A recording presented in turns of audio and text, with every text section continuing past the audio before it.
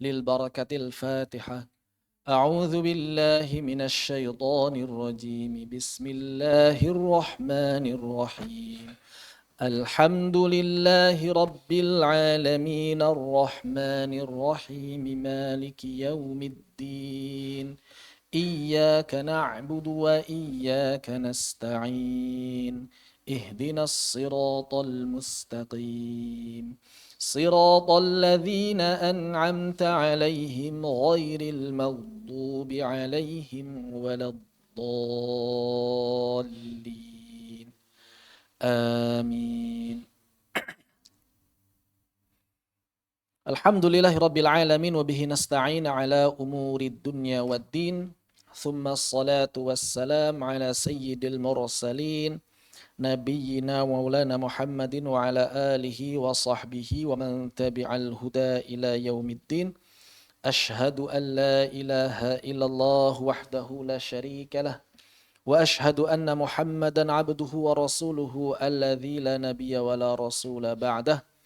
Allahumma anfa'na bima 'allamtana wa 'allimna ma yanfa'una wa zidna 'ilma. Allahumma nawwir qulubana binuri hidayatik kama nawartal arda binuri syamsika abadan abada birahmatika ya arhamar rahimin. Amin. Alhamdulillah Rabbil Alamin. Puji dan syukur kehadirat Allah Subhanahu wa Ta'ala yang kembali mengumpulkan kita dalam majlis penuh barakah ini. Kemudian salawat teriring salam semoga tetap tercurah limpahkan pada Nabiullah wa Rasulullah Muhammad sallallahu alaihi wasallam, juga pada keluarganya, para sahabat, para tabi'in, atba' tabi'in.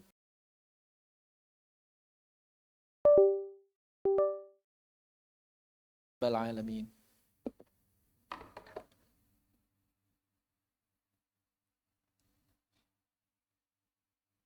Tes. Okay.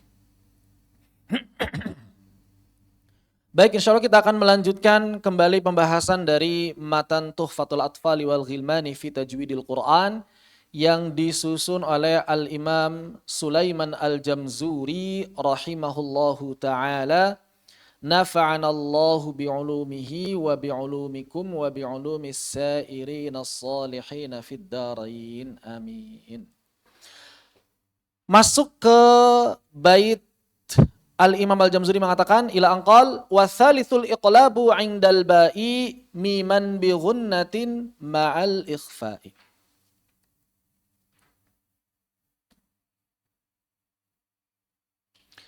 Qala an-nadhim wa thalithul iqlabu. Adapun hukum yang ketiga setelah membahas idhar dan idgham, tarik dikit.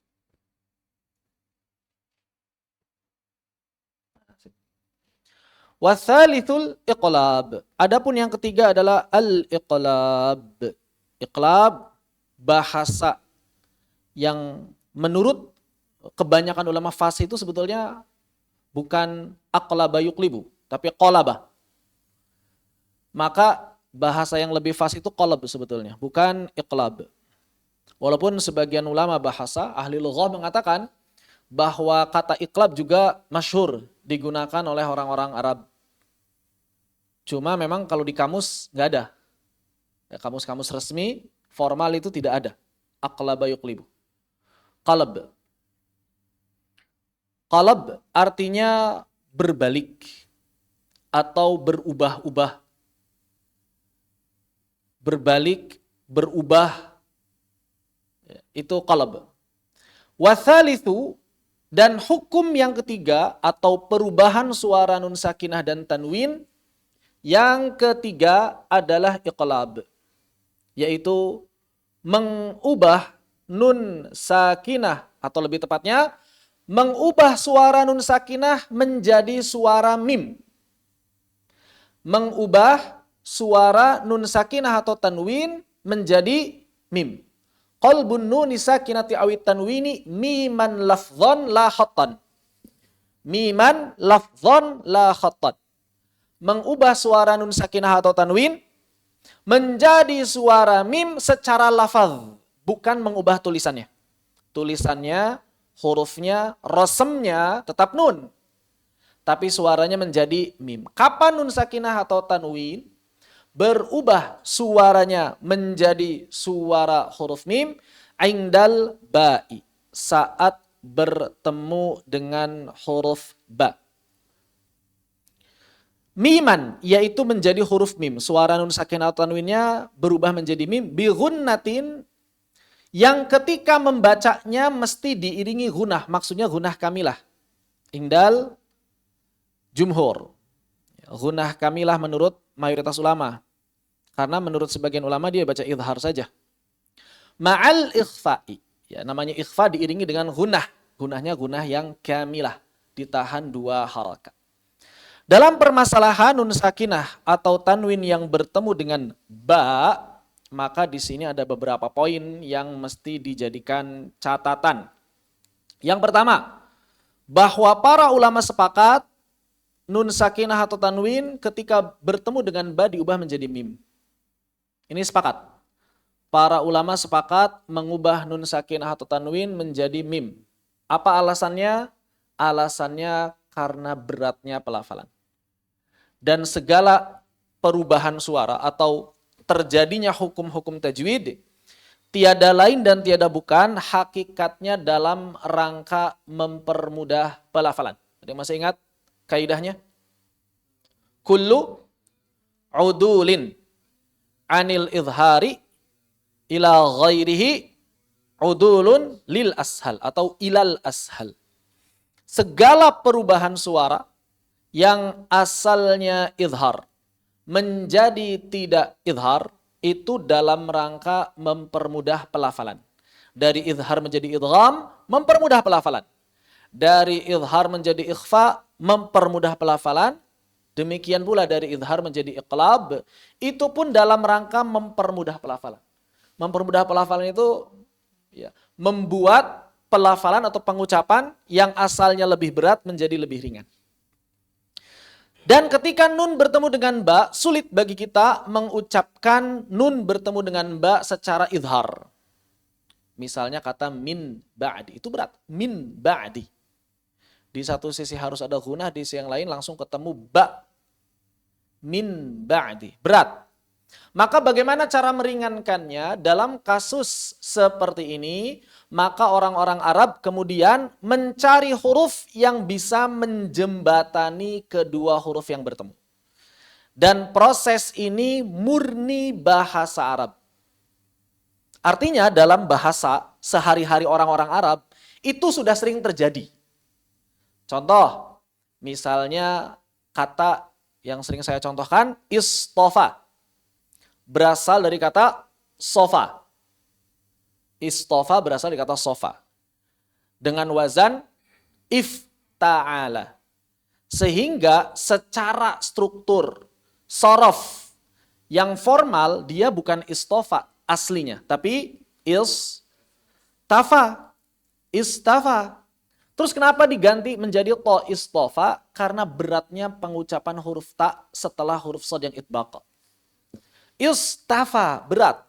Maka diringankan. Bagaimana caranya meringankannya? Mencari huruf yang mirip ta pada satu sisi dan mirip sod pada sisi yang lain. Apa itu huruf to? Istafa.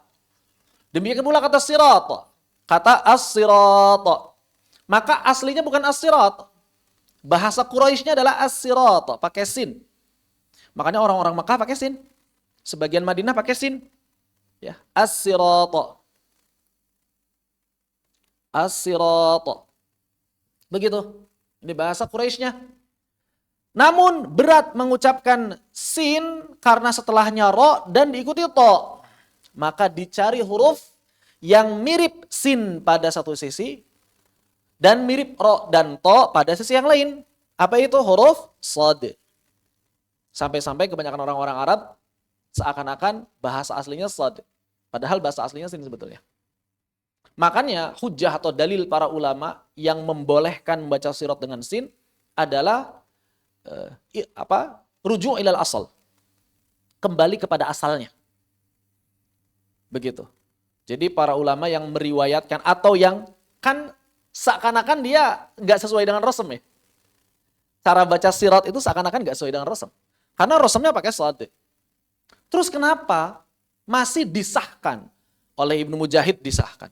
Oleh Imam Abu Amr Ad-Dani disahkan. Oleh Ibnu Jazari disahkan juga membaca dengan shad. Kenapa disahkan?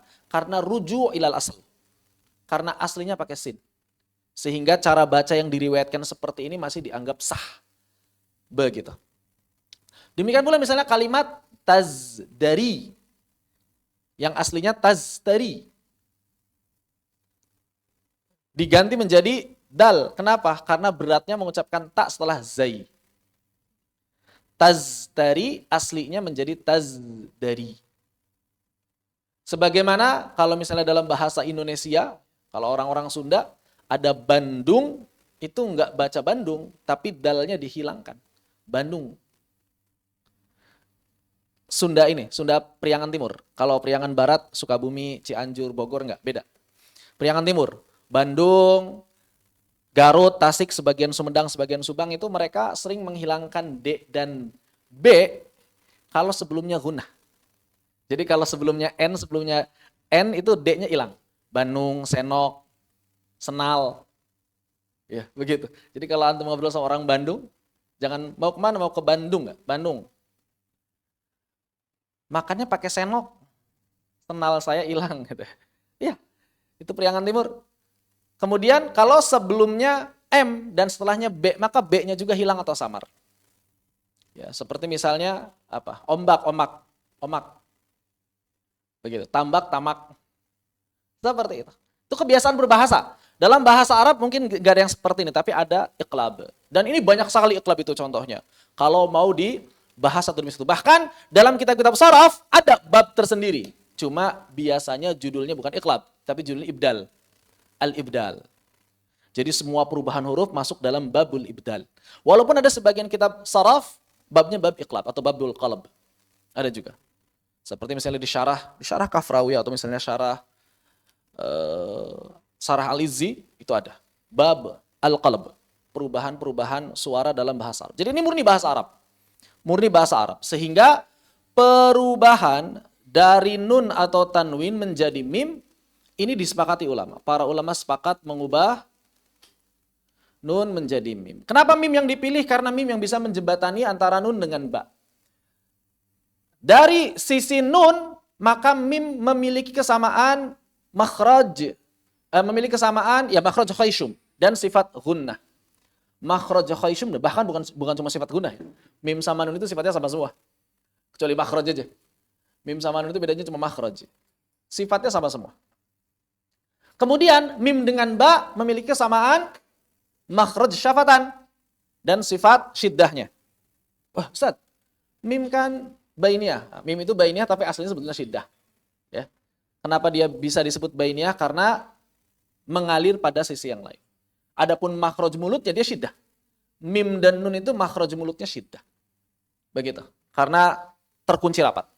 Maka mim memiliki kesamaan dengan nun pada satu sisi dan mim memiliki kesamaan dengan ba pada sisi yang lain. Oleh karena itu tidak ada huruf lain yang paling layak untuk menjembatani pertemuan antara nun sakinah atau tanwin dengan ba kecuali huruf mim. Jadi tidak ada perbedaan pendapat. Seluruh orang Arab sepakat, nun ketemu ba pasti berubah jadi mim walaupun dalam bahasa sehari-hari. Enggak mesti baca Quran aja. Misalnya ada kalimat anbar. Ya mereka baca ambar. Ambar. Sinbad. Tahu film Sinbad? Enggak ada baca Sinbad. Simbad. Simbad. Ya. Pakai mim, Simbad. Begitu. Jadi kalau misalnya ada Imam Al-Ambari, ya Al-Ambari. Enggak dibaca Al-Anbari. Berat Al-Anbari. Al-Ambari. Begitu. Baik. Di sini. Nomor pertama, para ulama sepakat mengubah nun sakin atau nun jadi mim karena mim memiliki kesamaan dengan nun dan ba. Yang kedua, para ulama berbeda pendapat hukumnya. Setelah nun sakinah atau tanwin berubah menjadi mim, maka berarti secara suara yang bertemu dengan ba itu suara nun atau suara mim? Yang bertemu dengan ba secara suara nun atau suara mim? Suara mim. Maka berarti hukumnya sebetulnya bukan lagi hukum nun bertemu dengan ba, tapi hukumnya hukum mim bertemu dengan ba. Nah, ketika mim ini bertemu dengan ba, apa hukumnya? Maka para ulama berbeda pendapat. Mayoritas ulama ikhfa, mengikhfakan mimnya. Sebagian kecil ulama adalah idhar. Begitu, ya. Mayoritas ulama baca dengan ikhfa, sebagian kecil ulama baca dengan idhar. Mau mimnya mim asli, mau mimnya mim hasil iqlab, sama. Hukumnya sama, berbeda pendapat. Al-Imam Ibnul Jazari mengatakan dalam An-Nashr bahwa para ulama sepakat mengikhfakan mim iqlab, bertemu dengan ba. Cuma tanpa mengurangi rasa hormat kepada beliau, keliru. Ustadz, berani nyalahin Ibnul Jazari? Ya enggak nyalah-nyalahin tanpa data gitu ya. Kenapa saya katakan beliau keliru? Ya karena dalam kitab Ar-Ri'ayah Al-Imam Maki bin Abi Thalib, Imam Maki mengatakan hukum yang kelima adalah iqlab, yaitu bertemunya nun sakinah atau ini bertemu dengan ba.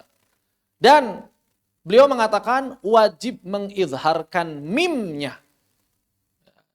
Ini adalah madhabnya Imam Maki diantaranya. Jadi menurut Imam Maki itu izhar. Mau mimnya mim asli, mau mimnya mim hasil dari iqlab. Sama-sama dibaca izhar. Berarti kalau izhar konsekuensinya apa? Tidak dipanjangkan gunnahnya. Tidak dipanjangkan gunnah. Begitu. Tidak dipanjangkan gunnahnya. Dan sebetulnya hakikatnya enggak izhar banget. Begitu. Cenderung ke ikhfa. Cuma memang ikhfanya yang tidak mengalir gunnah. Baik. Kebanyakan ulama menilai ikhfa. Bahkan zaman sekarang kayaknya udah enggak ada yang mengambil madhab izhar. Tapi kalau misalnya ada orang yang baca mim ba'di ma ja'athumul bainah, kita husnudzon. Mungkin dia mengambil madhab izhar gitu ya. Husnudzon gitu. Enggak apa-apa walaupun enggak paham. Karena ini bukan bergantung riwayat, ini madhab tajwidi. Ya, masalah ikhfa dan izhar dalam bab ini madhabnya madhab tajwid, bukan madhab riwayat. Maksudnya bagaimana? Tidak bergantung pada riwayat yang diamalkan. Begitu. Mayoritas ulama mengamalkan ikhfa zaman sekarang, hampir seluruh ulama qiraat mengamalkan ikhfa. Saya belum tahu ada yang mengamalkan izhar secara sengaja, saya belum tahu. Yang memilih madhab izhar, saya belum tahu. Zaman sekarang ya. Kemudian yang ketiga, persoalan mengikhfakan mim bertemu dengan ba ini seperti apa? Di sini para ulama beda pendapat lagi. Di mana beda pendapatnya? Yaitu apakah ketika mengucapkan mim bertemu dengan ba, dirapatkan bibirnya, itbaqus syafatain atau intibaqus syafatain, atau bitarkil furjah, menyisakan sedikit celah. Tarkil furjah, menyisakan sedikit celah. Di sini para ulama berbeda pendapat dan mayoritas ulama bilintibaqis syafatain. Saya sendiri secara talaqi semuanya diamalkan dengan bilintibaqis syafatain. Ketika talaqi, ketika setoran, ketika baca pengijazahan, semuanya bilintibaqis syafatain. Begitu. Dengan Ustaz Muhammad Al-Farabi bilintibaqis syafatain. Dengan Syekh Ahmad Zuryan Al-Misri bilintibaqis syafatain. Dengan Syekh Abdul Karim Al-Jazairi bilintibaqis syafatain. Dari kecil pun bilintibaqis syafatain. Dari kecil pernah menggunakan bitarkil furjah itu ketika di Maqdis atau ketika di lembaga-lembaga, sebagian lembaga tahsin. Di Tarqi dulu namanya lembaga tahsin Tarqi di Jatinangor dan di Maqdis di Bandung. Itu rata-rata mereka menggunakannya bitarkil furjah. Kemudian Syekh Bahauddin Sulaiman Rasad, salah seorang guru kami, beliau mengamalkan bitarkil furjah. Jadi saya sempat tanya sama beliau, Syekh, ini saya bacanya bitarkil furjah atau bilintibaqis syafatain? Maka beliau berkata, wa ama ana bitarkil furjah, wa ama anta falyatafaddal. Kalau antum silakanlah bebas mau baca yang mana. Yaudah, saya bilang, idzan ana saqra bilintibaqis syafatain. Itu kalau gitu saya bacanya intibaqis syafatain aja deh. Kata Syekhnya enggak apa-apa. Jadi beliau sendiri ngamalinnya madhabnya bil tarkil furjah. Pakai celah. Tapi membolehkan saya membaca dengan intibaqis syafatain. Yaudah, akhirnya saya baca kepada beliau bil intibaqis syafatain dari awal sampai akhir. Begitu. Jadi secara riwayah yang formal saya nggak punya sanad bitarkil furjah. Ya kecuali di ketika belajar tahsin aja. Begitu. Dulu ketika awal-awal belajar Jazariyah juga ada yang mengajarkan bitarkil furjah tapi nggak sempat riwayah setoran baca Al-Quran. Hanya diroyah tajwid. Belajar Jazariyah. Begitu. Seperti itu. Jadi ada 3 poin yang penting untuk dicatat dalam bab iqlab. Yang pertama, bahwa perubahan nun sakinah tanwin menjadi mimnya ini para ulama ijma', sepakat. Namun mereka berbeda pendapat setelah menjadi mim itu diapain? Diikhfakan atau diidharkan? Ini para ulama beda pendapat. Poin yang ketiga, ketika kita sudah memahami bahwa mayoritas ulama mengikhfakan, bagaimana cara mengikhfakannya? Di sini para ulama beda pendapat lagi. Ada yang bilin tibaqi syafatain, ada yang bitarkil furujah. Lalu terus mana yang diamalkan? Dalam konteks talaqi, ikuti saja pendapat guru. Kalau lagi talaqi mah nggak usah banyak debat. Kalau mau diskusi, mau memperdebatkan masalah ini, ya di luar majelis talaqi. Kurang beradab kalau kita lagi baca, berhenti dulu, diskusi dulu panjang gitu. Jangan. Selesaiin dulu talaqinya, baru kalau mau diskusi silahkan. Lalu kemudian hal yang membuat saya semakin yakin mengamalkan bilin tibaqi syafatain adalah ketika saya mengkaji beberapa kitab para ulama terdahulu. Ada misalnya kitab-kitab para ulama terdahulu itu seperti gurunya Imam Abu Amr Ad-Dani, Imam Ibnu Ghalbun, At-Tahir, Imam Tahir Ibnu Ghalbun. Maka beliau di dalam kitabnya jelas bilin tibaqi syafatain. Demikian pula Imam Abu Amr Ad-Dani, bilin tibaqi syafatain. Demikian pula para ulama yang lain. Kalau misalnya ulama zaman sekarang udah jelas ya. Imam Samanudi, Syekh Utsman Murad, Syekh Ayman Suwaid, dan seterusnya. Kebanyakan mereka mengamalkan bilin tibaqi syafatain. Dan wallahu alam, saya sendiri sampai sekarang belum nemu adanya penjelasan tertulis dari para ulama qiraat zaman dulu. Bahwa yang namanya ikhfa mim bertemu dengan ba itu harus menyisakan celah. Saya belum nemu. Saya tidak mengatakan tidak ada. Tapi saya belum nemu. Maka kalau misalnya antum nemu, silakan. Tapi kan kitab-kitabnya ada zaman sekarang. Rata-rata kitab yang menguatkan pendapat tarkul furjah itu berangkat dari definisi ikhfa saja. Enggak menukil secara riwayah. Makanya saya kurang puas dengan penjelasan mereka yang memilih bitarkil furjah. Kenapa? Karena saya belum mendapatkan data valid para ulama zaman dulu itu mengamalkan seperti itu. Begitu. Makanya saya agak lucu dan miris juga ketika ada video itu yang bilang, Ustaz, kok baca ikhfa syafawi dirapatkan bibirnya? Itu mitos ya. Mitos dari mana? Justru yang bitarkil furjah, kalau misalnya mau bilang mitos, bitarkil furjah bisa dibilang mitos karena belum ada. Belum ada catatan para ulama terdahulu yang mengatakan harus bitarkil furjah. Begitu. Wallahu a'lam bissawab. Jadi kalau digambar, ini gambar dari Syekh Ayman Suwaid ya. Bibirnya dirapatkan tapi secara lunak. Mim, jadi enggak begitu. Ustadz, saya sudah mengkaji dan saya lebih memilih bitarkil furjah. Silakan. Cuma jangan lebar-lebar. Karena enggak ada yang ngamalin bitarkil furjah sampai enggak ada. Hanya tipis sekali. Sampai-sampai para qari yang menjelaskan hal ini, mereka mengatakan setipis kertas saja. Setipis kertas atau setipis tisu. Ya. Jadi kalau misalnya mau mengamalkan bitarkil furjah, wallahualam, kalau saya sendiri ngerasa berat. Kan tadi disampaikan, kullu udulin anil idhari ila ghairihi udulun lil ashal. Segala perubahan yang asalnya idhar menjadi tidak idhar itu dalam rangka mempermudah. Loh, sekarang yang asalnya min ba'di menjadi min ba'di, malah mempersulit. Bukan makin mudah. Karena bertentangan dengan fitrah manusia. Menahan supaya tidak mingkem itu bertentangan dengan fitrah manusia. Begitu. Makanya kalau saya pribadi lebih mengamalkan dan memilih bilin tibaqi syafatai. Tanpa ditekan kuat-kuat, tanpa ada celah. Amburik, tentu saja sambil ditahan 2 harokat, 3 ketukan hidup. Amburik, ambihum, jangan buru-buru. Tapi jangan berlamaan juga. Sami'un basir. Tanda bacanya meletakkan mim kecil di atas nun atau di sebelah fathah, kasroh, dan dhammah. Jadi ciri khas mushaf Madinah untuk iqlab itu tanda bacanya ada mim kecil di atas nun.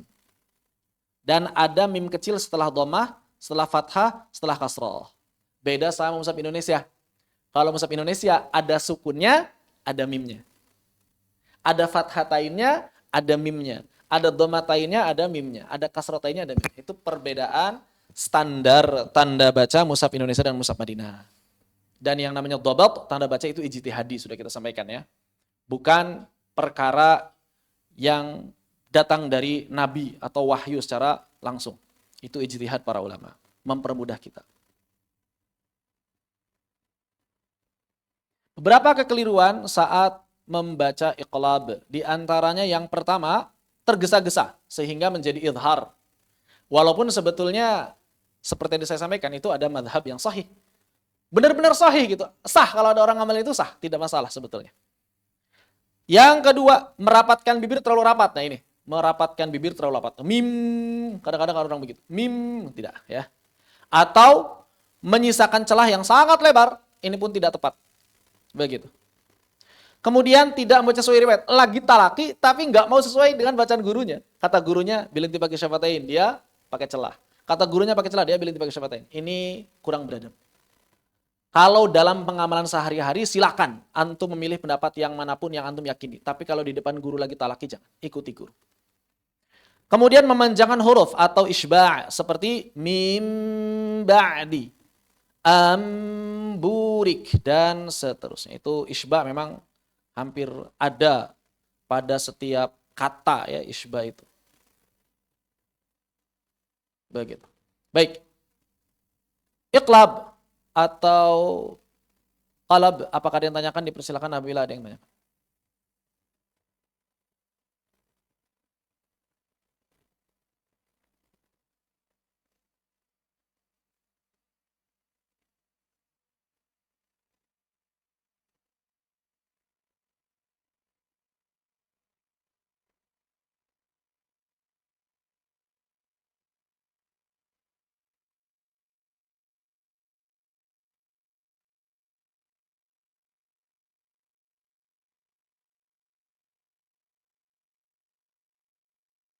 Suf, ada yang tanyakan? Aman, baik.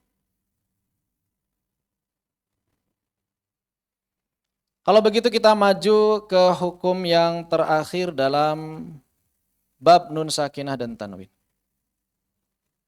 Al-ikhfa. Bagaimana dengung ikhfa nun bertemu dengan ta? Belum, kita baru masuk ikhfa sekarang. Kita masuk ikhfa. Kalau dengungnya mah sama ya. Semua dengung itu sama dua harakat. Mau ikhfa, mau idgham bi gunah, mau iqlab, itu dua harakat. Cuma bedanya kalau nanti di ikhfa ada yang tafkhim, ada yang tarkik. Huruf tafkhim dibaca gunah, dibaca dengung tafkhim, huruf tarkik dibaca dengung atau gunah tarkiq, begitu. Al-Imam Al-Jamzuri mengatakan bab yang bagian yang keempat dalam bab nun sukun dan tanwin, warabi'ul ikhfa'u. Adapun hukum yang keempat, perubahan suara yang terjadi pada nun sukun atau tanwin yang keempat adalah ikhfa. Apa itu ikhfa? Ada yang masih ingat arti ikhfa? Jangan lihat buku. Secara bahasa as-satr. Oke, secara istilah boleh pakai bahasa Indonesia kalau nggak hafal bahasa Arabnya atau dengan bahasa sendiri. 3 poin. Inti dari ikhfa itu 3 poin. An-nutqu biharfin, bisifatin, bainal idhari wal idgham. Ini yang pertama. Yang paling penting pertama. Bainal idhari wal idgham. Jadi ikhfa itu adalah sifat di antara idhar dan idgham. Terus yang kedua, arin anit tasydid. Apa artinya arin anit tasydid? Menanggalkan apa tasydid? Tasydid di sini apa? Tidak menekan kuat makhraj, menanggalkan tekanan kuat pada makhraj, bukan tasydid syiddah, bukan. Ya. Jadi tidak menekan kuat makhraj. Ciri khas ikhfa apa? Tidak menekan kuat makhraj, menanggalkan tasydid. Maksudnya apa? Enggak ditekan makhrajnya.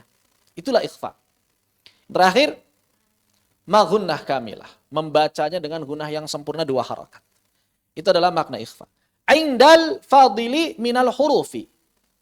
Ketika bertemu dari huruf-huruf sisanya. Al-fadil yang pertama artinya sisa. Wajibun lil fadili. Fadil yang kedua artinya orang yang utama atau para ulama.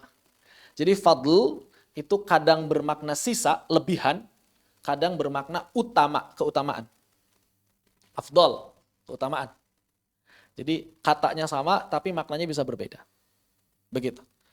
Al-fadl itu kadang bermakna lebihan, sisa, atau kadang bermakna utama. Ya sama-sama lebih. Ini cuma lebihnya lebih negatif, ini lebihnya lebih positif. Bukan negatif. Ini lebihnya itu lebih sisa gitu ya. Jadi nggak positif gitu. Kalau yang kelebihan dari sisi punya keutamaan kan itu positif. Begitu. Jadi indal fadili minal hurufi maksudnya adalah ketika bertemu sisa huruf-hurufnya. Sisa huruf apa? Selain idhar. Idhar hurufnya apa saja? Huruf halqiyah. Huruf halqiyah. Kemudian idgham, yarmaluna atau yarmuluna. Kemudian iqlab, ba. Maka sisanya itu semuanya huruf ikhfa, ada 15 huruf. Indal fadili minal hurufi wajibun. Wajib maksudnya apa di sini? Diamalkan berpahala, ditinggalkan berdosa atau gimana nih? Wajib di sini artinya apa? Wajib sinai. Wajib sinai. Apa itu wajib sinai? Wajib yang dibuat oleh para ulama dalam rangka mengorganisir pembelajaran, merapihkan pembelajaran. Itu namanya wajib sinai. Jadi nggak ada kaitan dengan dosa dan pahala. Sama seperti aturan sekolah. Kenapa waktu SD bajunya putih merah? Itu wajib. Tapi bukan berarti kalau nggak pakai itu dosa gitu, enggak. Itu wajib sinai.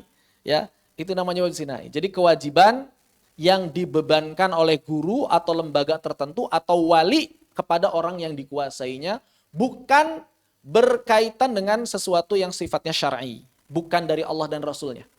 Jadi wajib ada dua, ada wajib sinai, ada wajib syar'i. Kalau wajib syar'i ini yang langsung dari Allah dan Rasulnya. Wajib sinai adalah wajib yang dibebankan oleh seorang kepada orang lain. Biasanya dari atasan ke bawahan, wali ke yang dikuasainya, atau guru kepada muridnya. Begitu. Maka di sini maksudnya adalah wajib. Yang pertama wajibnya wajib sinai. Kenapa para ulama mengatakan wajib? Karena tidak ada riwayat lain dalam menghukumi nun sakinat tanwin bertemu dengan huruf-huruf ini. Begitu. Jadi dalam tajwid kalau sudah ada tidak ada riwayat yang lain, maka para ulama mengatakan wajib. Ini mad asli itu nggak ada riwayat lebih dari 2 harokat, maka berarti mad asli wajib dibaca 2 harokat. Begitu. Selalu wajib. Ya. Yang berbeda pendapat bukan di huruf ini, tapi huruf yang di luar ini. Huruf apa? Ghain dan kha. Ketika nun sakinah atau tanwin bertemu dengan ghain dan kha, maka di sini para ulama beda pendapat. Berarti tidak wajib. Karena ada perbedaan di kalangan ahli qiraat. Begitu. Apa perbedaan pendapatnya? Mayoritas ulama membaca dengan idhar, sebagaimana telah kita bahas dalam bab idhar, huruf-huruf halaq. Sebagian kecil ulama mengamalkan dengan ikhfa. Apa alasannya? 2. Yang pertama adalah kebiasaan sebagian kabilah orang-orang Arab, di mana mereka mengikhfakan nun sakinah tanwin bertemu dengan ghain dan kha. Ini hujjah yang pertama. Hujjah yang kedua adalah mereka berpendapat ghain dan kha ini hukumnya hukum lisan. Membawa makhraj ghain dan kha ke hukum makhraj lisan. Karena realitanya memang yang bergerak, organ yang bergerak itu lisan. Walaupun secara wilayah masih bagian dari tenggorokan. Jadi dia di perbatasan, kayak orang Depok. Depok ini Jawa Barat atau Jakarta. Orang yang nggak tahu kebanyakan mengira Jakarta. Iya kan? Padahal Depok Jawa Barat. Tapi antum nggak akan menemukan orang Depok ngomong Sunda. Padahal pelajaran SD, SMP, SMA muatan lokalnya bahasa Sunda, bukan bahasa Betawi. Tapi mereka lebih jago bahasa Betawi daripada bahasa Sunda. Orang Depok itu. Bahkan pusat kebudayaan Betawi itu di Depok di sini, bukan di Jakarta. Perbatasan Jakarta Depok di situ. Oh, udah masuk Jakarta, cuma deket banget sama Depok. Saya nanya ke tukang warung, toko waktu itu. Mbak, ini masih Depok atau Jakarta? Ini udah masuk Jakarta katanya. Oh, pantas. Ada pusat kebudayaan Betawi, deket banget. Di Setu, di danau. Itu ada danau di sebelah situ. Di situ ada pusat kebudayaan Betawi. Masih deket Depok, perbatasan banget sama Depok. Makanya orang Depok lebih paham bahasa Betawi dibandingkan bahasa Sunda. Orang yang di Depok ngomong bahasa Sunda pasti pendatang. Entah itu Garut, entah itu Cianjur, entah itu Bandung, dan lain sebagainya. Tapi orang Depok asli nggak ada yang bisa bahasa Sunda. Nah, Depok ini secara wilayah masuk Jawa Barat, tapi hukumnya hukum Betawi dia. Hukumnya hukum Jakarta. Nah, kurang lebih seperti itu. Nasibnya sama dengan ghain dan kha. Secara wilayah administratif mereka tenggorokan. tapi ternyata hukumnya menurut sebagian ulama dihukumi sebagai huruf-huruf lisan. Sehingga diizharkan nun sakinah tanwin yang bertemu dengannya. Adapun selain ghain dan kha atau 15 huruf ikhfa yang kita kenal, yang terkumpul pada lafaz sif dzatana kam jada syakhsun qad samadun thayyiban zid fi tuqan dhalima, maka ini wajib ikhfa. Para ulama sepakat tidak ada perbedaan. Fi khamsatin mim ba'di asyrin, yaitu ada 5 setelah 10, 15. Ini bahasanya unik ya. 5 setelah 10. Ramzuha yang rumusnya fi kilmi hadal baiti, yang rumusnya telah aku ringkas pada perkataan bait berikut yang telah aku susun dengannya. Apa itu sif, dzatana dan seterusnya? Maksudnya apa? Huruf-huruf pertamanya. Sif berarti sod, dzal berarti tha dan seterusnya sampai dha, dhalima berarti dot dan dha. Berarti huruf-huruf ikhfa atau huruf-huruf lebih tepatnya mukhfa indah.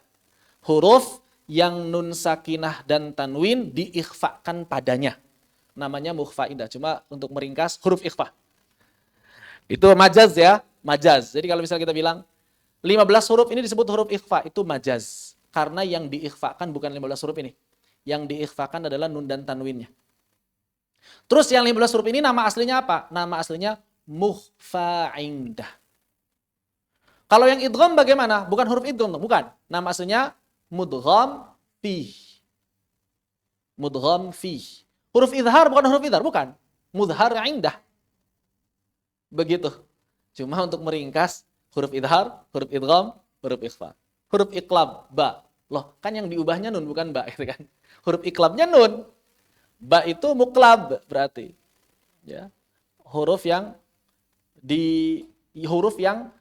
menjadi tempat berubahnya nun dan tanwin. Begitu. Allahu a'lam bissawab. Baik, kita bahas pengertian ikhfa 3 poin yang tadi telah disampaikan. Poin pertama, bahwa ikhfa bermakna sifat di antara idhar dan idgham. Apa maknanya ikhfa itu berada di antara idhar dan idgham? Dalam kasus nun sakinah dan tanwin, maka kita bisa melihat bagaimana hilangnya makhraj. Bagaimana hilangnya makhraj ketika membaca idhar, idgham dan ikhfa. Sila kita bagi.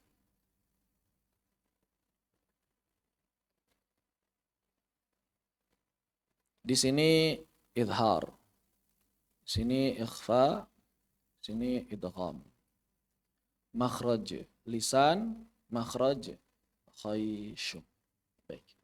Ketika kita membaca idhar, membaca huruf nun tanwin idhar, maka makhraj lisannya aktif atau pasif? Makhraj lisan nun dan tanwin aktif. Makhraj khayshumnya aktif juga. Ketika mengucapkan idgham dulu, makhraj lisannya aktif atau pasif? Pasif, karena sudah masuk ke huruf berikutnya. Pasif. Makhraj khayshumnya aktif. Baik. Ketika ikhfa, makhraj lisan dari nun tanwinnya aktif atau pasif? Pasif. Dan ketika mengucapkan ikhfa, makhraj khayshumnya aktif atau pasif? Salah, ini pasif juga, idgham itu pasif-pasif. Idgham itu makhraj khayshumnya pasif juga karena sudah masuk ke huruf berikutnya. Ya. Kita bicara idghamnya idgham yang sempurna. Idgham yang enggak sempurna itu cacat berarti kan? Nanti kita bahas. Adapun ikhfa, makhraj khayshumnya aktif. Nah, berarti di sini kita bisa melihat dari sisi makhraj lisan, ikhfa mirip idgham. Tapi dari sisi makhraj khayshum, ikhfa mirip idhar. Oh, kalau begitu sama dengan idgham nakis. Nah, begitu kan ya? Makanya Imam As-Sakhawi mengatakan idgham nakis itu ikhfa.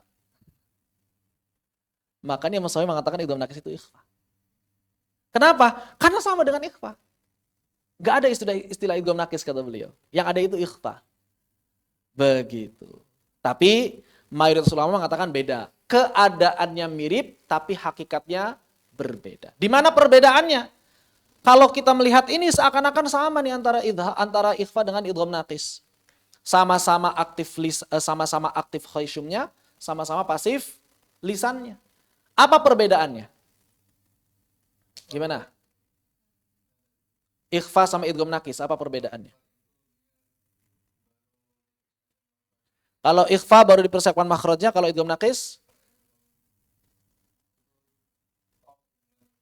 idgham naqis. Kalau idgham ini udah beda, kalau dengan idgham kamil udah beda, udah nggak ada hubungan.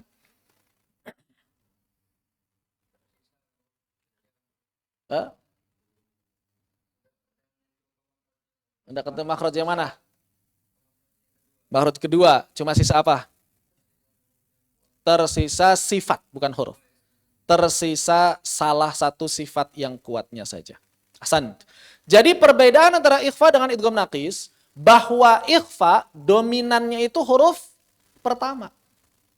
Lebih dominan huruf pertama. Nun dan tanwinnya masih lebih tampak dibandingkan huruf setelahnya. Karakter suaranya itu masih mirip nun dan tanwin dibandingkan huruf setelahnya. Misalnya nun bertemu dengan ta, sekaligus menjawab pertanyaan tadi, ada yang nanya.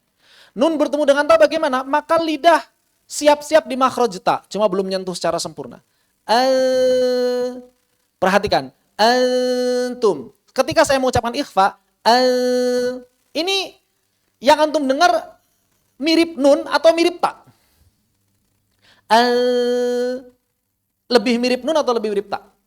Nun. Taknya bahkan belum tapak. Apa ini setelahnya? Ya kayaknya sih mau nyentuh tak, tapi kayak bukan tak, begitu kan? Coba bandingkan dengan idgham naqis. Misalnya man ya'mal. Huruf apa tuh? Yang tampak. Iya-nya yang jelas. Begitu. Jadi ikhfa yang dominan itu huruf pertama. Ini enggak, Ustaz, dari kitab apa itu? Enggak ada, enggak dari kitab. Saya menyimpulkan dari apa yang saya amalkan dan saya talakikan. Enggak mesti semuanya itu ada di kitab. Perbedaan ikhfa dengan idgham naqis saya cari-cari di kitab enggak ada. Emang enggak akan ada. Adanya di buku saya aja gitu. Tinggal diubah pakai bahasa Arab jadi kitab gitu kan. Iya kan? Kadang-kadang orang aneh juga gitu. Harus ada bahasa Arabnya. Ubah aja itu buku saya pakai bahasa Arab. Ntar saya tulis pakai bahasa Arab gitu. Enggak setiap ya, tulisan kata per kata harus nukil dari kitab. Saya ngambil dari realita. Ya realitanya kayak gitu enggak? Begitu kan? Begitu ya udah. Kalau realitanya begitu, ngapain harus nyari atau nunggu ada kitab? Bahkan kalaupun kita harus menukil kitab, kan orang yang nulis kitab harus ada yang pertama, ngerti nggak? Harus ada kitabnya. Orang yang nulis kitab itu kan harus ada pertamanya. Kalau nggak ada yang pertama nulis, kita nggak bisa nukil. Maka nggak masalah dong kalau misalnya dalam hal ini saya menjadi orang yang pertama, kan nggak masalah juga sebenarnya. Yang penting kan sesuai dengan realita, sesuai dengan kaidah-kaidah ilmiah, gitu ya. Maka apa yang saya amalkan sesuai dengan apa yang saya rasakan gitu ya ketika mengamalkan ikhfa dan idgham naqis, itulah kesimpulannya bahwa pada ikhfa dominannya huruf pertama karena huruf kedua baru dipersiapkan makhrajnya. Sedangkan pada idgham naqis dominannya di huruf kedua. Karena huruf pertama hanya tersisa sebagian, bahkan cuma satu sifatnya. Sifat yang lain udah hilang. May ya'mal, maka sifatnya bukan lagi bainiyah tapi sudah rakhawah, miliknya ya. Begitu. Ya, seperti itu. Sudah lin, ya kan? Udah, ya cuma gunahnya aja yang masih tersisa. Begitu. Maka itulah kesimpulan saya. Kalau memang kesimpulan saya keliru ya silakan dibantah. Karena memang ini bukan nukilan dari kitab tapi murni dari tajribah, dari pengalaman. Yang saya simpulkan dari hasil talaki saya simpulkan. Begitu. Wallahu a'lam bissawab. Ini yang pertama, bahwa ikhfa adalah sifat di antara idhar dan idgham. Jelas ya, insya Allah. Ada yang tanyakan? Bainal idhari wal idgham jelas? Yusuf? Kalau begini, ketika kita berbicara mengenai satu istilah, maka yang jadi perwakilan adalah yang paling sempurnanya kan? Bukan yang cacat. Nakis itu kan cacat sebetulnya. Begitu ya. Jadi yang namanya perwakilan harus yang paling sempurna. Begitu. Kayak kita mau ngirim utusan atau lomba. Masa dipilih yang cacat? Kan nggak mungkin. Dipilih yang paling pinter. Tapi kalau misalnya sekolah kita misalnya lomba nih sama sekolah yang lain. Terus dia menang. Apakah menjamin seluruh anak di sekolah itu bisa ngalahin seluruh anak di sekolah yang kalah? Enggak kan? Ada juga yang cacat-cacatnya di sini bisa jadi. Tapi nggak masuk hitungan. Gitu ya. Jadi idghamnya idgham. Harus idgham yang kamil.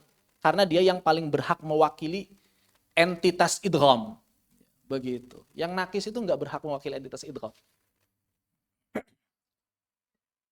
Baik, yang kedua. Apa yang kedua? Tadi Arin anit tasydid. Apa arin anit tasydid? Menanggalkan tasydid. Jadi yang namanya ikhfa itu harus tidak menekan makhraj. Berarti semakin ikhfa, semakin tidak menekan, semakin agak menjauh dari makhraj. Kalau ikhfanya berkurang, semakin menekan makhraj. Gitu ya. Logikanya begitu kan? Sepakat nggak? Sepakat dengan logika tersebut? Sepakat nggak dengan logika itu? Sepakat? Baik. Arin anit tasydid, tidak menekan makhraj, ini disepakati para ulama. Disepakati para ulama. Maka konsekuensi logis tadi, ya harusnya disepakati juga. Begitu maksud saya. Terus, apa efek dalam pengamalannya? Apa efek dalam pengamalannya? Maka Al-Imam Abu Amr Ad-Dani dalam kitab At-Tahdid fil Itqani wa Tajwid mengatakan, ikhfa itu bertingkat-tingkat. Ikhfa itu bertingkat-tingkat. Kata beliau, semakin jauh makhrajnya, semakin rendah ikhfanya. Saya ulangi. Semakin jauh makhrajnya, semakin rendah ikhfa. Semakin dekat makhrajnya, semakin tinggi ikhfanya. Jadi ikhfa itu kemudian dari sini para ulama mengambil kesimpulan. Itu teorinya, landasan asalnya. Kemudian secara praktek ternyata ikhfa terbagi menjadi 3. Ada yang disebut ikhfa aqrab, ada yang disebut ikhfa awsat, ada yang disebut ikhfa ab'ad. Kata Imam Abu Amr Ad-Dani, semakin dekat semakin apa ikhfanya? Semakin kuat, berarti ikhfanya tinggi. A'la darajatil ikhfa. Semakin jauh makhraj, maka semakin rendah ikhfanya. Adna darajatil ikhfa. Yang awsat berarti pertengahan. Ikhfanya darajatul wusta, pertengahan. Ini diambil dari mana? Diambil dari riwayat. Jadi teorinya tadi, detailnya diambil dari riwayat. Begitu. Dan ini yang diriwayatkan oleh para ulama sampai sekarang. Makanya di kitab-kitab zaman sekarang, rata-rata ikhfa dibagi menjadi 3 seperti ini. Baik. Kapan secara riwayat yang disebut aqrab? Maka cuma ketika bertemu 3 huruf. Ditato. Supaya singkat gampang. Ditato. Tapi kan sebetulnya ketemu zal juga dekat. Biasanya gitu ya. Ketemu sin juga dekat. Iya. Ketemu zal juga dekat, ketemu sin juga dekat. Cuma secara riwayat tidak mengamalkan ikhfa aqrab. Yang mengamalkan ikhfa aqrab hanya ditato saja. Sedangkan yang ab'ad hanya 2. Kaf dan qaf. Sisanya awsato atau wusto. Kembali ke perkataan Imam Abu Amr Ad-Dani. Semakin dekat ikhfa, semakin tinggi derajat ikhfanya. Maka berarti ketika bertemu nun sakinah dan tanwin bertemu di tato, ikhfanya harus sangat tinggi. Bagaimana ikhfanya sangat tinggi? Sangat menekan makhraj atau sangat tidak menekan makhraj? Semakin tinggi. Sangat tidak menekan makhraj. Maka dari itu nun sakinah tanwin bertemu di tato, lidahnya jangan benar-benar nempel di makhraj dal, ta atau to. Bahkan sebagian ulama mengatakan jauhin aja. Dada. Kenapa? Karena sangat ikhfa. Untuk merealisasikan makna sangat ikhfa harus jangan disentuhkan. Dada. Karena apa? Karena kalau disentuhkan hilang ikhfanya. Contoh, andada jadi idhar. Kuntum jadi idhar. Antobaq jadi idhar. Bagaimana cara merealisasikan ikhfa? Dijauhkan. Antum, kuntum, andada, antobaq. Begitu. Jadi ketika bertemu nun sakinah tanwin bertemu dengan di tato mesti samar. Ciri lainnya apa? Para ulama mengambil kesimpulan lain. Ciri lainnya adalah suara mulutnya lebih kuat daripada suara gunnah. Maksudnya suara ikhfanya tinggi itu lebih kuat daripada gunnah. Gunnahnya ada, maksudnya suara hidung, tapi suara mulutnya tidak boleh hilang. Masih ada suara mulut. Suara gunnahnya ada nggak? Ada. Dan mesti ditahan 2 harakat. Baik. Bagaimana dengan yang ab'ad? Maka yang ab'ad ikhfanya harus rendah. Semakin rendah ikhfa berarti semakin menekan kuat makhraj. Maka berarti ketika bertemu dengan kaf dan qaf, langsung saja tempelkan seperti saat mengucapkan eng. Minkum. Jangan minkum, karena kalau minkum jadi sangat samar. Minkum. Min qablik. Jangan dibalik. Saya sering dengar guru tahsin kebalik nyontohinnya. Pas kuntum, kuntum. Pas minkum, minkum. Ya, begitu. Wallahu alam, termasuk Ezra sama Aisyah sering begitu. Saya curiga gurunya ngajarinnya begitu. Ketika bertemu kaf dan qaf itu masih minkum, langsung eng. Minkum, min qablik. Suara ikhfa-nya rendah sehingga suara gunahnya sangat tinggi. Makanya ketika bertemu kaf dan qaf, suara mulut udah nggak ada. Kenapa? Karena terhalang makhraj. Ming, nggak ada suara mulut.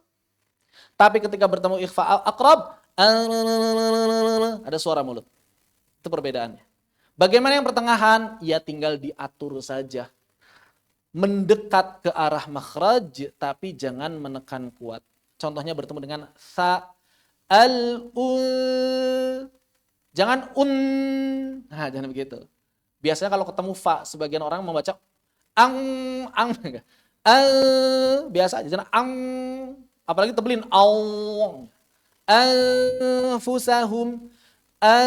Siap-siap di fa tapi jangan nempel kuat. Anfusahum mawdud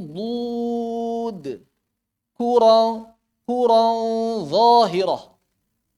Atau misalnya a'adzartahum. Atau misalnya apa lagi? Banyak. Mi syarri ma khalaqa. Siap-siap di shin. Jangan siap-siap dia. Ada sebagian orang mengucapkan ikhfa shin siap-siap dia. Ya, itu tidak tepat. Itu sudah idgham ke ya. Mi syarri ma khalaq. Anja'ah. Dan seterusnya. Begitu ya. Jadi semakin dekat ikhfa, semakin tinggi derajatnya dominan dibandingkan gunnahnya. Semakin jauh ikhfa, semakin rendah ikhfanya, dominan gunnahnya bukan suara ikhfa. Begitu. Wallahu a'lam bissawab. Ini poin yang kedua. Yang ketiga, gunnah kamilah. Maka yang dimaksud dengan ikhfa harus diiringi dengan gunnah kamilah. Apa gunnah kamilah? Menahan gunnah selama 2 harakat. Selain ditahan 2 harakat, maka ternyata para ulama membagi ikhfa menjadi, gunnah ikhfa menjadi 2. Ada gunnah mufakhamah. Ada gunnah muraqqaqah. Gunnah mufakhamah artinya gunnah tebal, gunnah muraqqaqah artinya gunnah tipis. Jadi saat mengucapkan ikhfa, wa fakhimil gunnata in talaha huruful isti'la ila siwaha, kata Syekh Utsman Murad. Dan tebalkanlah gunnah ikhfa ketika bertemu huruf-huruf isti'la. Tapi jangan tebalkan ketika bertemu selain huruf isti'la. Maka saat bertemu huruf isti'la, selain memperhatikan tadi aqrab, ab'ad sama ausatunya, juga perhatikan ketebalan ketipisannya. Misalnya bertemu dengan to, maka jangan dibaca seperti ta. Antum. Jangan dibaca al-tabaq, bukan. Al-tabaq. Al-tabaq. Minkum dengan min qablik harus ada bedanya. Minkum tipis, min qablik tebal. Begitu. Ya, harus ada perbedaan antara huruf ikhfa yang tebal dengan huruf ikhfa yang tipis. Sebagian ulama mengatakan tidak ada itu. Ikhfa tebal, ikhfa tipis. Gunnah aja 2 harokat, udah. Gunnah itu aslinya huruf tipis, jangan ditebalkan. Kata sebagian ulama. Apa alasan mereka? Pertama, tidak ditemukan di kitab-kitab tajwid zaman dulu. Yang pertama. Yang kedua, secara riwayat ada yang masih banyak ulama yang mengamalkan tanpa gunnah tebal. Baik, apa jawabannya? Apa jawaban para ulama yang mendukung teori ini? Maka yang pertama, apa? Al-adamu adamud dalil laisa dalil alal adami. Begitu ya. Jadi ketiadaan dalil bukanlah dalil atas ketiadaan. Gitu ya. Bukanlah dalil atas ketiadaan. Maksudnya bagaimana? Maksudnya begini, kalau misalnya kita lewat rumahnya sepi, apakah langsung dipastikan tidak ada orang? Enggak, bisa jadi lagi tidur, lagi istirahat. Bisa dijauh dari kita. Tapi kalau rumahnya rame, dipastikan ada orang? Ya, adanya dalil adalah dalil atas keberadaan. Tapi tidak adanya dalil bukanlah dalil atas ketiadaan. Apalagi ditemukan kitab-kitab tajwid zaman dulu itu memang saling melengkapi satu dengan yang lain. Kadang memang tidak ada. Apakah yang tidak ada dalam kitab tajwid itu otomatis tidak ada? Enggak bisa. Kalau misalnya begitu, banyak nanti kaidah-kaidah yang hilang. Bahkan Torik, jalur, an-nashr untuk riwayat Imam Hafs misalnya, cuma disebut 52 oleh Imam Ibnu Jazari. Tapi setelah dilakukan penelitian ulang ternyata ada 57. Sehingga tidak adanya dalil belum tentu langsung kita katakan tidak ada. Yang pertama. Yang kedua, kalau disebut tidak ada dalil sama sekali, keliru juga. Karena ada ulama besar yang mencatat di kedua kitab mereka masing-masing. Pertama Syekh Utsman Murad dalam kitab Salsabil, yang kedua Syekh Samanudi dalam kitab Samanudiyah. Dua-duanya sezaman. Justru saling mendukung. Kalau misalnya tidak ada kaidah ini, harusnya banyak yang bantah dong. Masa ulama besar bikin kitab nggak sesuai kaidah, nggak ada yang bantah? Nggak ada yang bantah. Kenyataannya nggak ada yang bantah. Yang ada apa? Mendukung. Syarah-syarah Salsabil terutama yang banyak syarahnya itu mendukung. Begitu. Ini yang kedua. Jadi yang kedua apa? Ada ulama yang mencatat. Walaupun enggak dulu-dulu amat, sudah masuk kontemporer. Dan tidak ada yang membantah. Yang ketiga, secara riwayat justru kebanyakan ulama meriwayatkan dengan hal tersebut.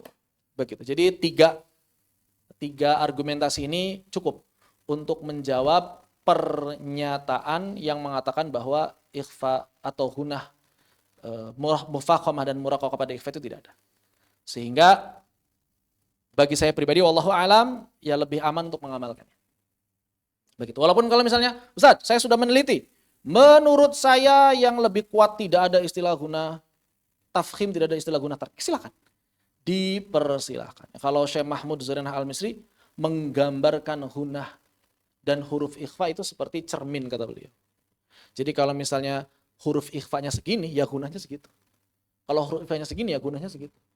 Sehingga ketika kita mengucapkan ikhfa, kita akan, orang yang mendengar itu akan paham. Kira-kira huruf setelahnya apa. Kira-kira kaf nih setelahnya nih. Qaf nih setelahnya kayak gitu. Jadi sudah ada cerminannya. Demikian. Wallahu a'lam bissawab. Ikhfa. Hukum yang keempat dalam nun sakinah dan tanwin. Apa ada yang tanyakan? Dipersilakan apabila ada yang tanyakan. Ya, silakan.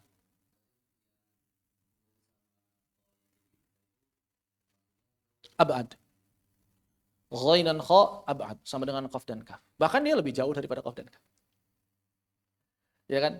Makanya cara bacanya fasayunghidun min khair. Tetap ab'ad. Jadi abadnya nambah. Wallahu a'lam bissawab. Seperti itu. Beberapa kekeliruan saat mengucapkan ikhfa. Yang pertama, tergesa-gesa sehingga gunahnya tidak terbaca secara sempurna. Minkum, ini tidak tepat ya. Yang kedua, mengizharkan bacaan. Biasanya ketika ketemu di tato, ini masih banyak para pengajar tahsin sekalipun yang baca begitu. Bahkan saya punya rekaman sebagian ahli qiraat yang baca seperti itu. Ya, saya bilang ya jangan diamalkan. Segala cara baca yang tidak sesuai dengan kaidah yang telah disepakati para ulama jangan diamalkan. Begitu ya. Jadi kaidah didahulukan daripada ajaran atau praktek sebagian ahli qiraat zaman sekarang. Antum bukan antum. Andada bukan andada. An-tabaqa bukan an-tabaqa. Begitu. Maka pada ikhfa aqrab, jauhkan lidah dari langit-langit untuk mendapatkan kesamaran yang sempurna. Maksudnya cukup bersiap-siap aja. Jangan ditempelkan. Kalau saya Muhammad Ya, siapa? Syekh Yahya Hawa, Syekh Muhammad Yahya Hawa, Syekh Muhammad Hawa. Dalam kitab Asy-Syarhul Asri dan juga apa yang beliau jelaskan dalam program Lil Harfi Mizan, beliau mengatakan lidah jangan bergerak sama sekali. La amila lisan. Jadi tidak ada usaha lidah dalam mengucapkan ikhfa, kata beliau. Ikhfa aqrab. Karena ikhfa yang paling tinggi itu enggak boleh melibatkan lisan. Jadi antum itu antum adada begitu. Allahu alam ya. Tapi kalau yang diajarkan kebanyakan guru-guru kami sudah bergerak sedikit. Cuma enggak nempel. Berikutnya, kekeliruan yang ketiga adalah membaca dengan kesamar yang tinggi pada ikhfa abad. Ini kebalikan. Giliran ketemu kaf dan qaf malah renggang banget. Minkum. Bukan seperti itu, melainkan mestinya minkum. Min qablik. Jangan dibaca min qablik. Jadi menyerupai huruf ang dalam bahasa Indonesia. Orang Arab ngomong ang bisa. Yang nggak bisa itu en. Orang Arab bisa bilang en. Jadi kalau banyak mereka baca banyak atau baniyak. Baniyak punya punia. Susah. Orang Arab gak bisa bilang en. Makanya hati-hati jangan sampai membaca ikhfa shin dengan en. Orang Arab gak ada yang bisa. Karena ada baca shin itu pakai en. Min syarri sebagian teman-teman kita di Jawa Tengah Jawa Timur ya. Min syarri ma khalaqa atau masuk ke ya enggak min syarri. Jadi ada unsur nunnya harus ada. Min syarri ma khalaqa. Berikutnya menyamaratakan keadaan mulut dan suara setelah baca ikhfa. Pokoknya semuanya ang. Ya kalau buat pemula enggak apa-apa ya. Kalau buat pemula enggak apa-apa begitu. Saya pun dulu waktu ngajar di SMK, saya pernah ngajar di SMK 1 semester. Ya tahu sendiri lah, SMK kayak gimana ya. Umum, boro-boro, ngaji apa? Ngaji hukum tajwid. Huruf-hurufnya aja belum ada kenal. Tapi saya karena ngikutin kurikulumnya harus tajwid, hukum dan tanwin. Ya udah, saya jelasin dengan bahasa paling mudah. Nun, sukun, sama tanwin dibagi 4. Yang pertama dibaca N, kata saya. Yang kedua, baca huruf setelahnya. Yang ketiga dibaca eng, yang keempat dibaca kata saya begitu biar gampang. Jadi nggak disebutin idhar, ikhfa. Itu namanya apa Pak? Katanya, idhar apa?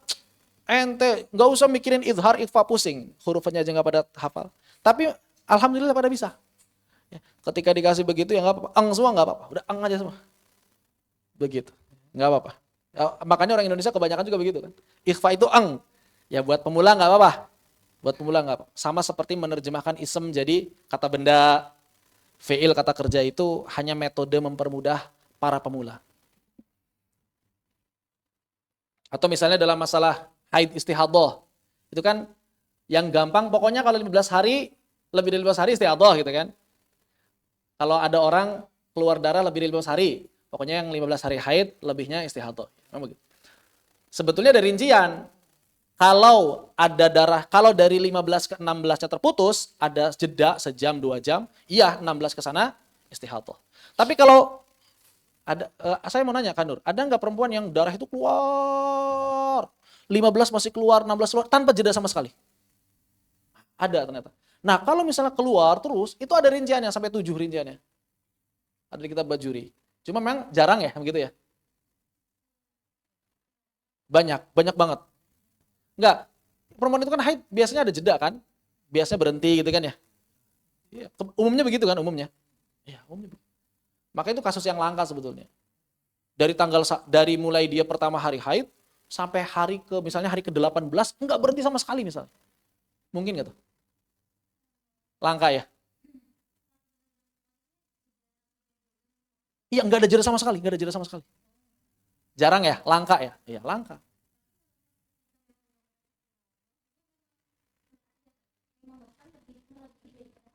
Ya, enggak. Secara hukum pokoknya ada jeda apa enggak gitu. Misalnya nih 15 hari keluar, terus berhenti 2 jam. Itu mungkin kalau kayak gitu ya.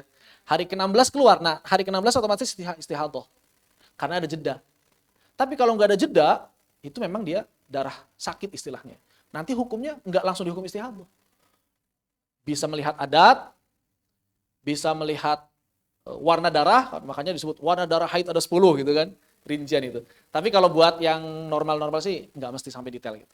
rata-rata kebanyakan perempuan itu bisa bisa mengenali darah haid ya rata-rata. Kecuali yang pertama haid biasanya nggak paham. Tapi kalau udah setahun 2 tahun udah paham. Nah itu ada metode untuk mengajarkan para pemula. Jadi kalau para pemula itu nggak usah langsung dikasih semua ilmu yang kita punya. Tapi nanti kita disebut menyembunyikan ilmu. Bukan menyembunyikan ilmu, tapi ngasih ilmu sesuai dengan kadar orang yang mendengarkan. Ya. Bukan berarti harus dikasih tahu mentang-mentang kita baru ikut daurah ke siapa gitu. Semua ilmu dikasih. Dulu saya ketika awal-awal ngajar ya begitu. Sesuatu yang baru itu harus disampaikan semuanya. Kasihan muntah orang dengarnya. Daurahnya seminggu dikasih ke satu pertemuan ya muntah lah. Gitu. Menebalkan ikhfa tarkik atau sebaliknya menipiskan ikhfa tarkik. Biasanya orang-orang akan membaca ikhfa dengan tebal kalau sebelumnya dhammah ya. Ku tebal biasanya. Kuntum. Sebaliknya kalau sebelumnya kasrah tipis. Min qablik. Enggak. Acuan tebal tipis bukan harokat. Tapi huruf yang berada setelah nun dan tanwin. Begitu. Bukan harokat sebelum. Taib. Allahu a'lam. Terakhir isba' ya. Isba' minkum andada inkun. Itu isba'. Banyak yang baca begitu. Hati-hati.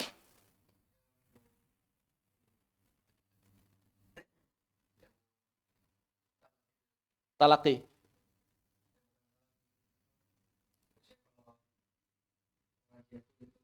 Oh, pengajian. Baca bareng-bareng. Kajian ibu-ibu terus baca bareng-bareng gitu. Rata-rata begitu bacanya ya. Bismillah. Ya rata-rata begitu memang. Khair. Lantas. Khair, ada tanyakan? Di bab nun sakinah dan tanwin. Sob, ada yang nanya enggak? Jelas. Jelas, alhamdulillah. Tapi karena antum udah belajar Jazari, belajar yang lain, belajar Tuhfah ringan. Ringan lah. Kayak gitu. Gimana?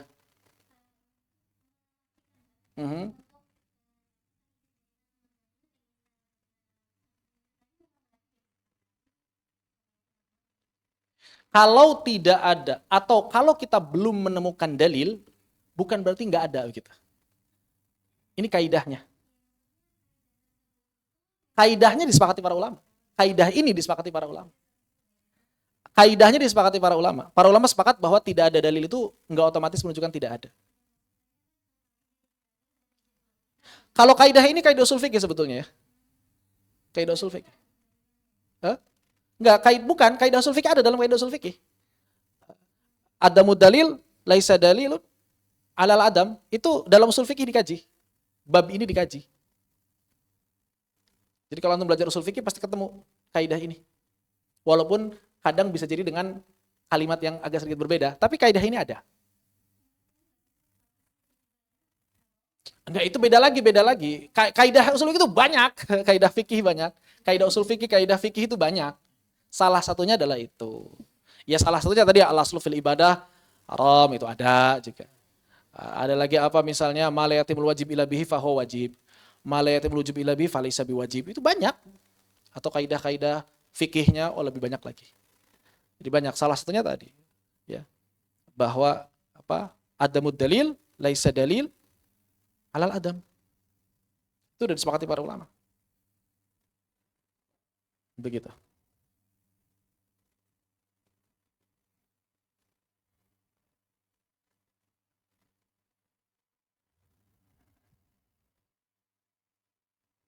Ada lagi tanyakan? Tidak ada? Kalau tidak ada, ini tanggung kalau ngelanjutin bab yang baru, kita istirahat aja. Kita istirahat, kita mulai setengah jam ke depan insyaallah. Barakallahu fikum, fanaktafi bihadza. Wassalamualaikum warahmatullahi wabarakatuh. Setengah jam ke depan kita mulai lagi insyaallah.